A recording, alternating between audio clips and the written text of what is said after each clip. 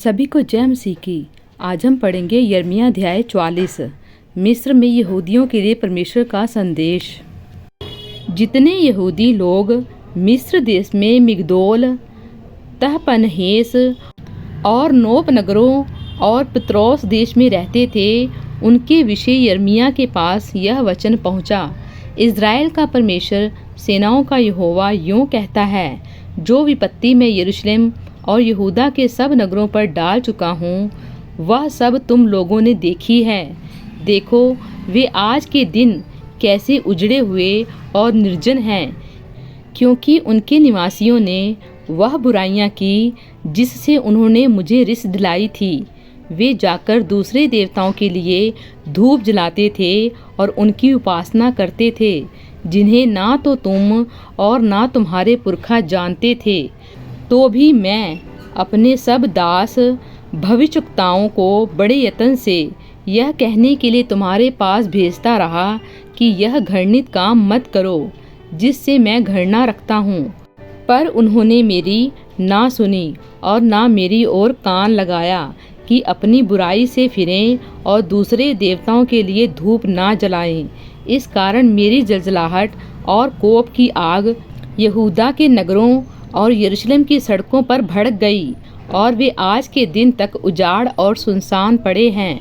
अब यहोवा सेनाओं का परमेश्वर, जो इज़राइल का परमेश्वर है, यूँ कहता है, तुम लोग क्यों अपनी यह बड़ी हानि करते हो कि क्या पुरुष, क्या स्त्री, क्या बालक, क्या दूध पीता बच्चा, तुम सब यहूदा के बीच से नष्ट किए जाओ और कोई न रहे।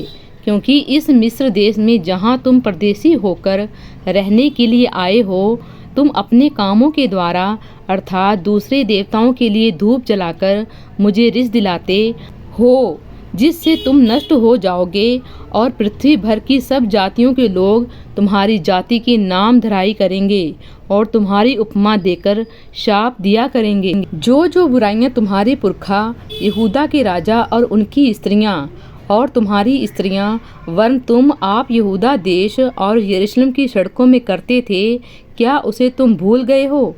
आज के दिन तक उनका मन चूर नहीं हुआ, और ना वे डरते हैं और ना मेरी उस व्यवस्था और ना उन विधियों पर चलते हैं जो मैंने तुम्हारे पूर्वजों को और तुमको भी सुनवाई हैं। इस कारण इज़राइल का परमेश्वर, सेनाओं का यहोवा यूँ कहता है, देखो, मैं तुम्हारे विरुद्ध होकर तुम्हारी हानि करूँगा, ताकि सब यहूदियों का अंत कर दूँ। बचे हुए यहूदी जो हट करके मिस्र देश में आकर रहने लगे हैं, वे सब मिट जाएंगे।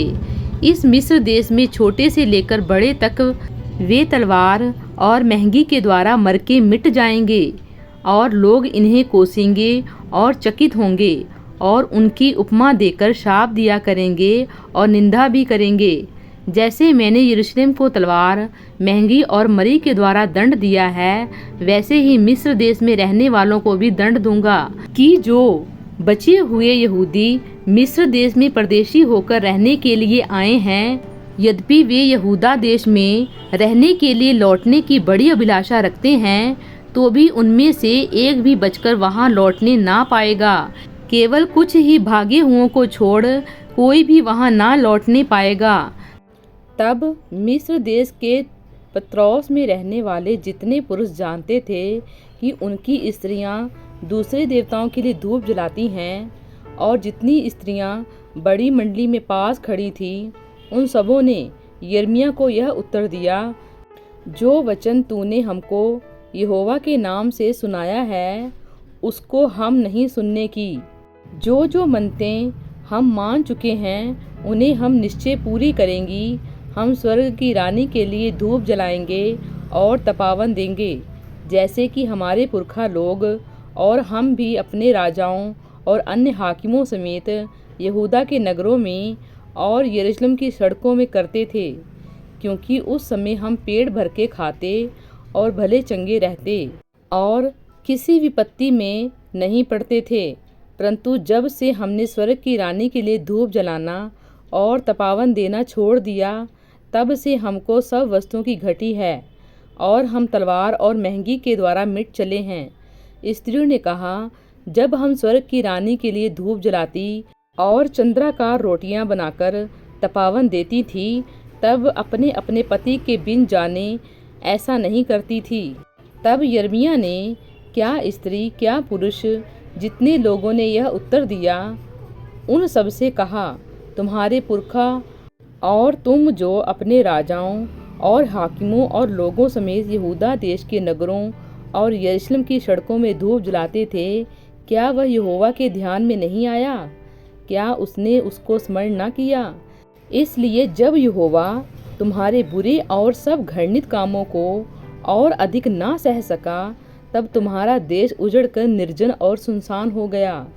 यहाँ तक कि लोग उसकी उपमा देकर शाप दिया करते हैं, जैसे कि आज होता है, क्योंकि तुम धूप जलाकर यहोवा के विरुद्ध पाप करते और उसकी नहीं सुनते थे और उसकी व्यवस्था और विधियों और चितौनियों के अनुसार नहीं चले।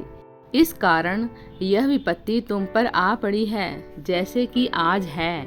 फिर यिर्मयाह ने उन सब लोगों से और उन सब स्त्रियों से, हे सारे मिस्र देश में रहने वाले यहूदियों, यहोवा का वचन सुनो।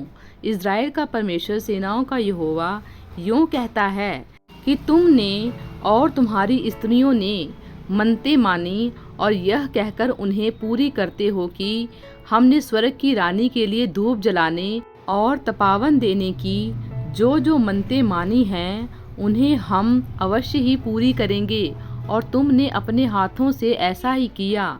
इसलिए अब तुम अपनी अपनी मन्नतों को मान कर पूरी करो।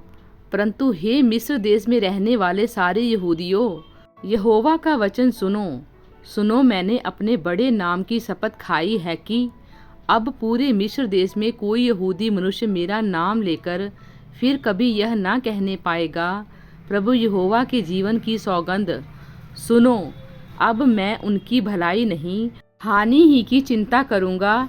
मिस्र देश में रहने वाले सब यहूदी तलवार और महंगी के द्वारा मिटकर नष्ट हो जाएंगे, जब तक कि उनका सर्वनाश ना हो जाए। जो तलवार से बचकर और मिस्र देश से लौटकर यहूदा देश में पहुँचेंगे, वे थोड़े ही होंगे, और मिस्र देश में रहने के लिए आए हुए सब यहूदी में से जो बच पाएंगे, वे जान लेंगे कि किसका वचन पूरा हुआ, मेरा या उनका। इस बात का मैं यह चिन्ह देता हूँ, यहोवा की यह वाणी है कि मैं तुम्हें इसी स्थान में दंड दूंगा, जिससे तुम जान लोगे कि तुम्हारी हानि करने में मेरे वचन निश्चय पूरे होंगे।